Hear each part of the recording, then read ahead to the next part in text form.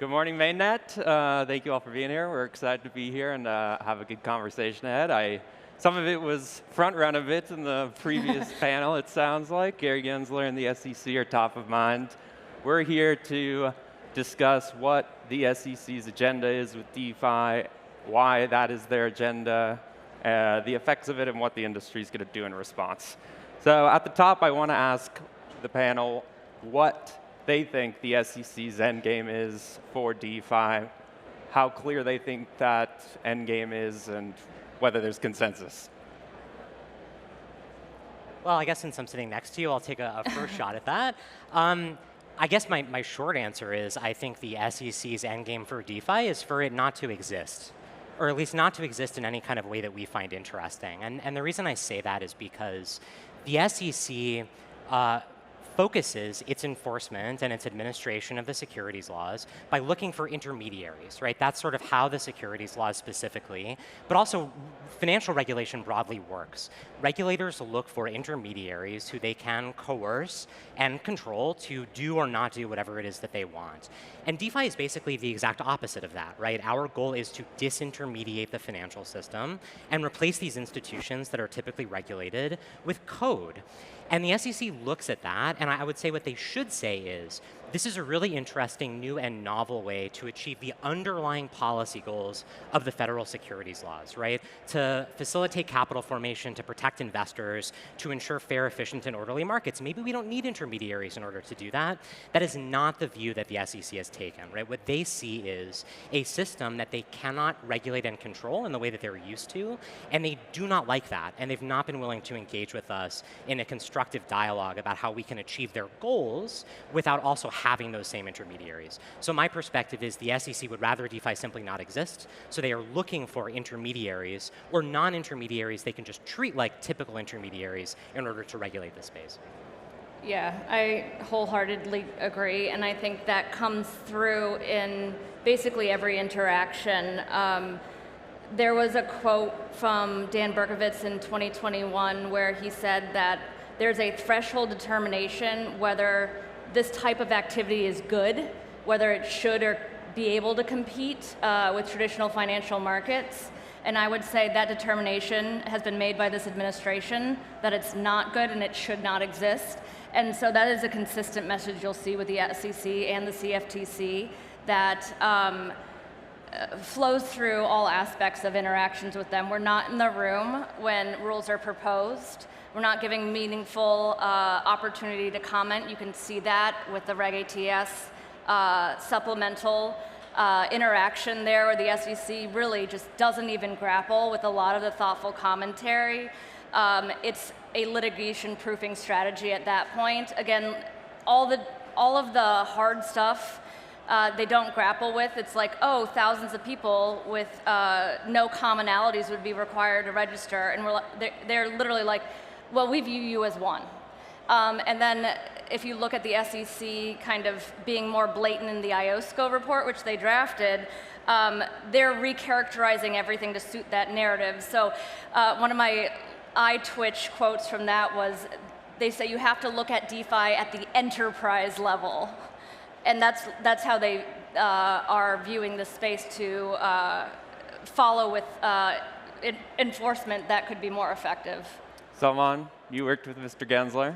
Yeah. How much does the personal play in addition to the institutional factors here? I had the fortune of working with Gary Gensler for 4 years at the CFTC. I think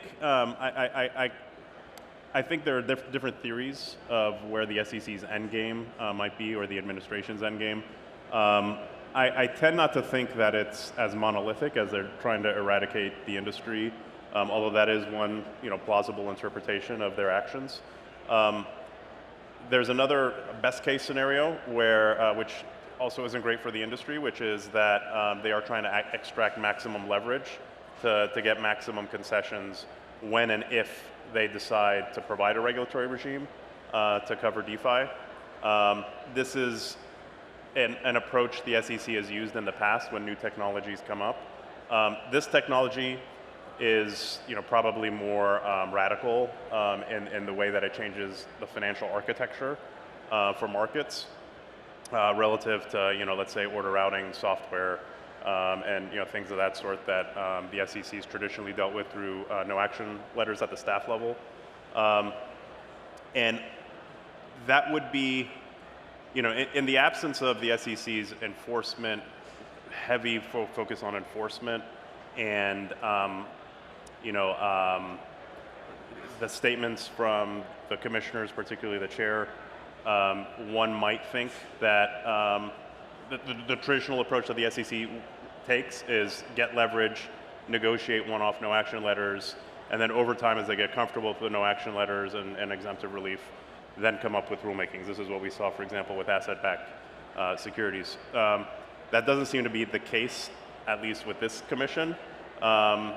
There were some indications, I'd say pre-FTX, that maybe that was the direction the SEC might have wanted to go, but that doesn't seem to be the case anymore. So we'll see. I think if you look at the SEC as an institution and not so much this particular commission, that might end up actually being that's my hopeful view of what the end game might be. Silver lining there. Yeah, I would echo the prior comments. I mean, if it turns out that the SEC is implementing that strategy, it would actually be scary for me because that means we're all negotiating one-offs, which is not the best way to regulate, in my opinion. I also, in my experience, would say, from what I'm seeing, they definitely don't want, at least this particular version, this administration, they just don't want us to exist because of this lack of intermediary, kind of goal of DeFi, which is really a shame because when I look at blockchain and crypto, it's in DeFi that I'm seeing the most innovation. It's in DeFi I'm seeing the most disruption.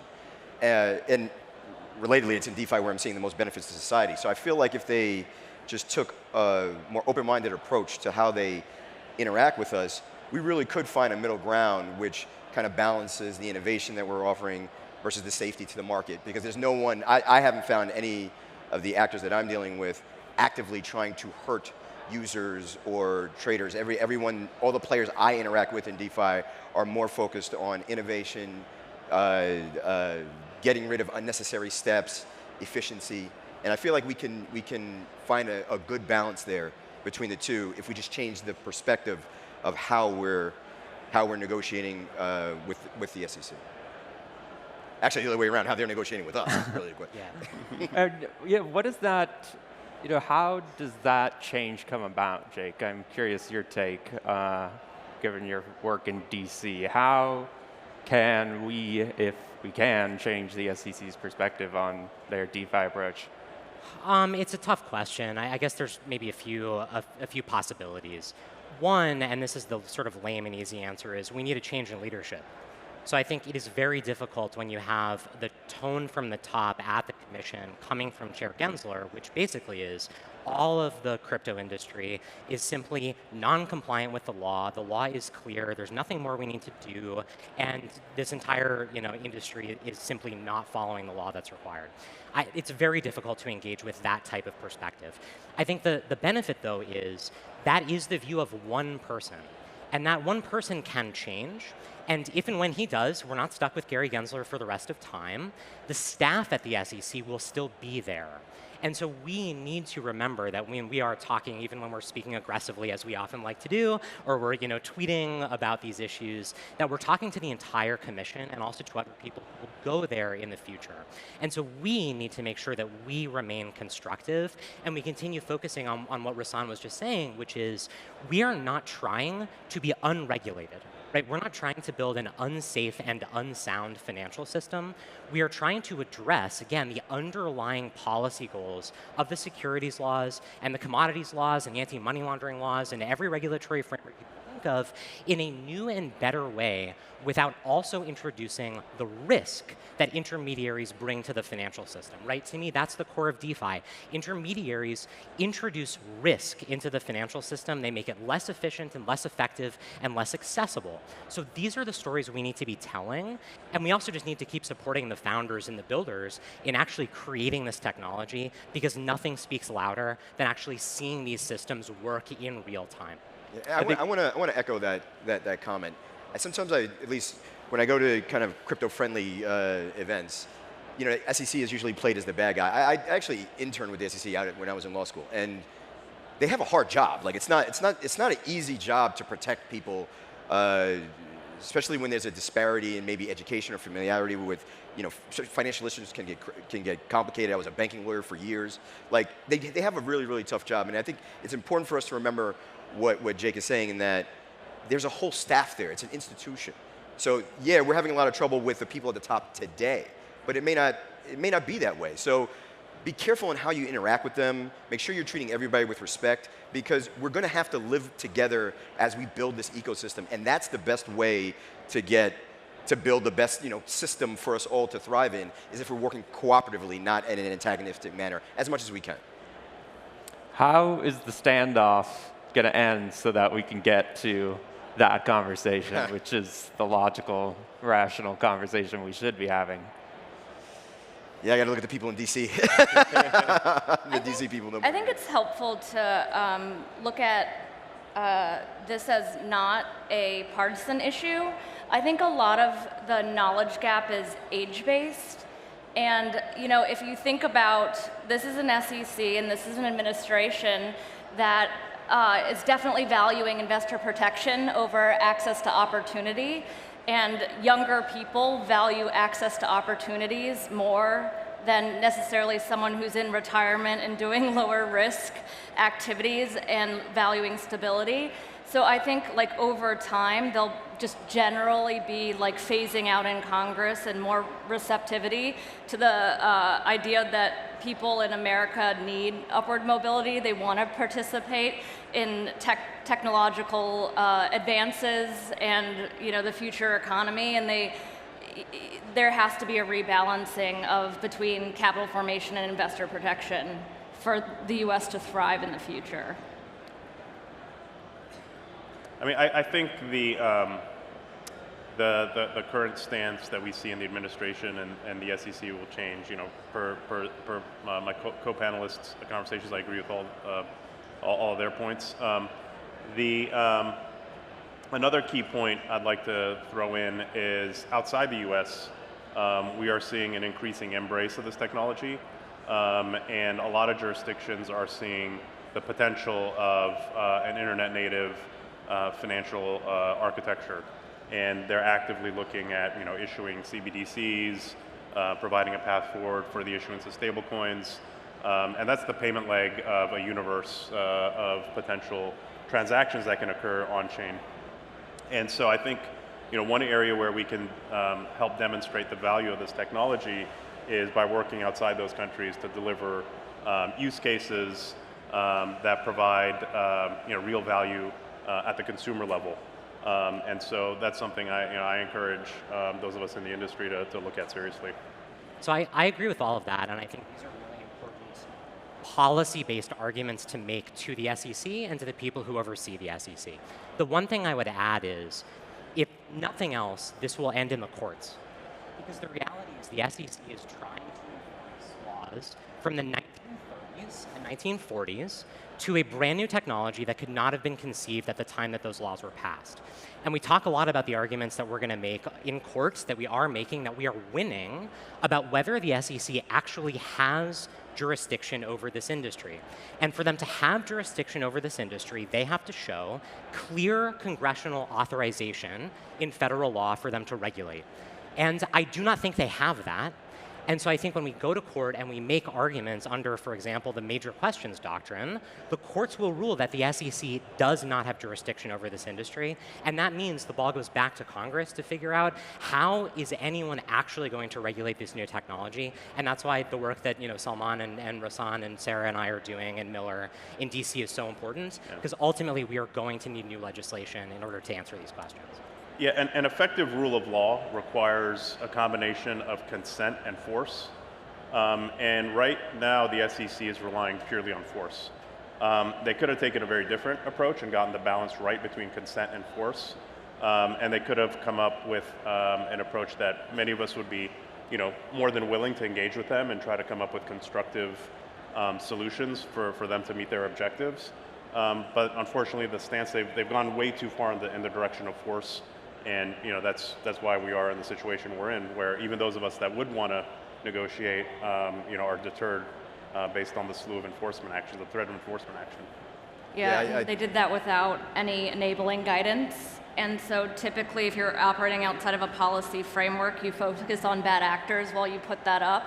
But in the last congressional testimony, Gensler pointed to the rulemaking and the guidance as the two rules that they created, ATS, which is an effort to expand their jurisdiction over DeFi so they can have prosecutorial discretion over a broader a range of activities that they may not like, and the custody rule, and those are, let's say, unfriendly.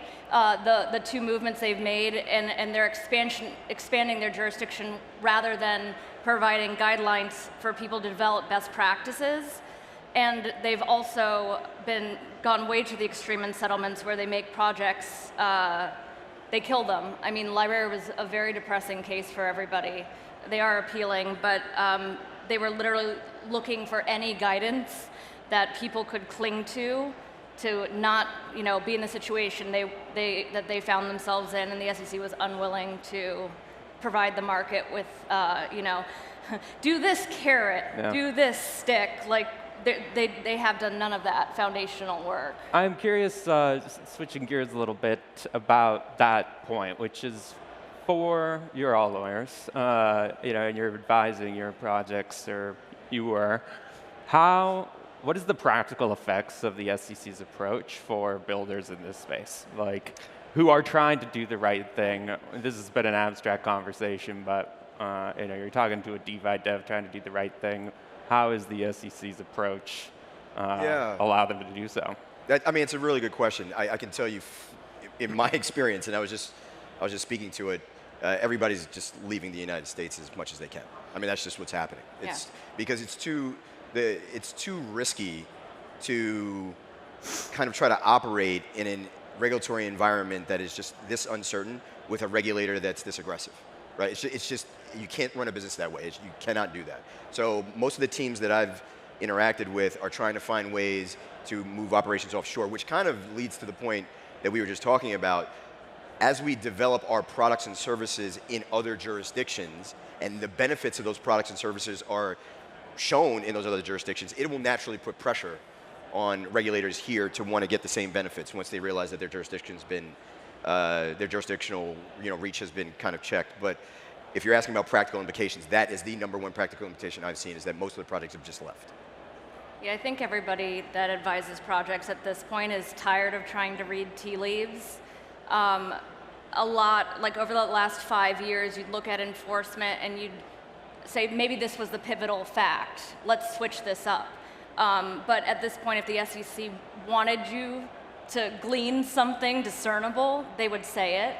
And so the advice has shifted to how to offshore, how to block the US, because it's not just uncertain, it's arbitrary, the regulatory environment, right? If you're a good actor, if you're not engaging in fraud or producing harm, if you're offering a staking product, you're per se illegal, you're shut down regardless of the investor harm. It's just very arbitrary. And so in that type of environment, avoiding those types of issues is the safest sort of legal advice that you could give. Yeah, I think there's a heavy financial cost to, for especially pre-revenue startup companies to have to allocate a substantial part of their budget for legal staff, for external legal spend, for policy staff, for external policy spend. These are all funds that could be allocated to engineering or product, or even compliance. We could be instead of spending money on external counsel, advising us on enforcement risk, we could be spending that on developing new tools to scan for scam tokens and things of that sort. So all these things are real costs that the industry has to bear from this heightened regulatory risk. Are there historical parallels of a new technology like crypto and DeFi being met with such hostility? And I think the rails on which the financial system run have certainly changed in the last 100 years. And My impression is that the SEC used to be far more willing to accommodate innovation. I'm curious whether you agree with that and why you think crypto and DeFi is different. Historic parallels to crypto. Like I said, I was a banking lawyer for 10 years. I can't think of one. Nothing. I've never seen anything in my career that has the potential to push innovation in financial services as much as crypto. And I think that's the beauty of it. And that's the beauty of DeFi. It's that of all the products I've seen, there's really been no incentive to push the banking structure to be better. I mean, most banking regulations are geared towards protection of consumers or protection of the system, but not to make the products themselves different or better. I think the closest thing I've maybe seen was the toxic assets, like the CMOs and the TJ, but those weren't necessarily like innovative or new. They just package things differently. Crypto is at its core, just, a new way a new product that could affect financial services. I don't know of any historical parallels. I'd actually be interested to hear if anybody have had. I think the closest historical parallel, although there's some very important differences, is the rise of electronic trading in the late 90s, early 2000s. But the difference there was the SEC and CFTC were falling over themselves to accommodate. Even though it ended up changing kind of the competitive dynamics in those industries, there was enough, I think, endorsement by incumbents to justify an accommodation. So for example, if you look at the preamble to regulation ATS, which is a rulemaking that came in response to the rise of electronic trading and the securities markets, there's a lot of really supportive words about the value of innovation and driving down costs and enhancing capital formation. So it's a very, there's a very different response there. I don't know exactly, but I think the answer to your question is no, there is no parallel to crypto. And I think there's two reasons for that. I'll caveat this by saying I'm speaking a bit from ignorance because I'm not old enough to have seen all of the new technological developments, and I haven't. Ticker tapes, yeah. But from what I understand, I think there's two reasons for this. One is the administrative state is much larger today than it ever has been in the past. So we're pushing up against a regulatory regime that is much larger than anyone has dealt with before, and so the likelihood of something being disruptive to that regime is just much more likely in 2023 than it would have been 50 years ago, or even in the context of the rise of electronic trading. But the second thing, and also especially in relation to electronic trading, is what crypto does really hamstrings the way that regulation works. This was this is how I sort of started my comments on this panel, so I guess it's how I'll end them as well. The regulatory framework that we have depends on the presence of intermediaries who have centralized control over systems that the government wants to regulate. And we basically are eliminating that core foundation of how regulation works. I cannot think of anything in history that changes the way regulation is done in such a fundamental way as this. So that's why I think we're in sort of uncharted territory. Yeah, I agree with that. Yeah, and you can see how that'd be scary to regulators with sort of your whole regulatory structure predicated on the presence of intermediaries, where it's just easier to knee-jerk and say, we don't like this. Because it's very hard. Anyone who's been involved in policy work or trying to draft law, it's very hard, and the desire, inclination to fall back on what you know, like all roads lead to the CEA in the end, is very strong because there's so many unknowns and uncertainties. And as a regulator that's charged with maintaining stability, you can imagine those are very hard to try and grapple with. Yeah, the example of electronic trading is, I do think there are some parallels. It's not a perfect parallel. But one of the things that the regulatory agencies realized very early on, which also applies here when it comes to blockchain, is their enhanced ability to monitor the markets. So electronic trading created electronic data records, which made market and risk surveillance all that much more easier, because you could pump it into databases and apply algorithms to identify anomalous activity. We have a similar potential here in the digital asset space, where all transactions are recorded in real time on an immutable ledger. which from a, I used to work in market surveillance at the CFTC, is a tremendous power. And it could be something that the regulators could embrace, as a part of the overall comprehensive, oversight regime for digital assets. But it hasn't really gotten as much interest at I'd say the political appointee level, but at the staff level, I know at different agencies, including FinCEN, they're very excited about this potential, and it makes their jobs a lot easier. As the SEC is pursuing their end game, what does that look like over the next year? Is that just a bunch of court action, or might we see legislation? What's the medium-term prognosis here? I think you can use the IOSCO report to predict their playbook, which is Reg ATS passes. They had some litigation proofing to narrow the definition from communication protocol system to narrow the range of actors that would be suing them. I just view that as a litigation proofing exercise. We're like, when we did this 400-page plus rulemaking and we never mentioned DeFi, here we're saying it, right? And then IOSCO basically tries to export this policy to Europe and beyond. It's primarily drafted by the SEC, and once this is in place, we don't want regulatory arbitrage to happen overseas. We want everybody else to fall in line because of the threat of contagion to traditional financial markets. And that's kind of been a continuous a thought process. When Chair Gensler was at a Better Markets conference, the worry is that contagion from this market impacts the broader market, and that's dictating sort of the policy stance in part. To close out, you all are on this stage, so presumably you all think the SEC is wrong and that the industry is right on the law. And I'd like to close with each of your core reason why you think that's the case. Like I said, I think that the SEC is simply reading incorrectly laws that were drafted 80, 90 years ago that are not applicable to this industry, and that should not be applicable to this industry because the purpose of regulation is not to have intermediaries. The purpose of regulation is to reduce risk, and we are reducing risk without intermediaries. And ultimately, I think that the courts will see that and understand that, and that will win. Yeah, I'm sort of on a similar tip to Jake, where I think we're going to court. And I think courts have been our most promising avenue to date to push back on the agencies performing a policy-making function.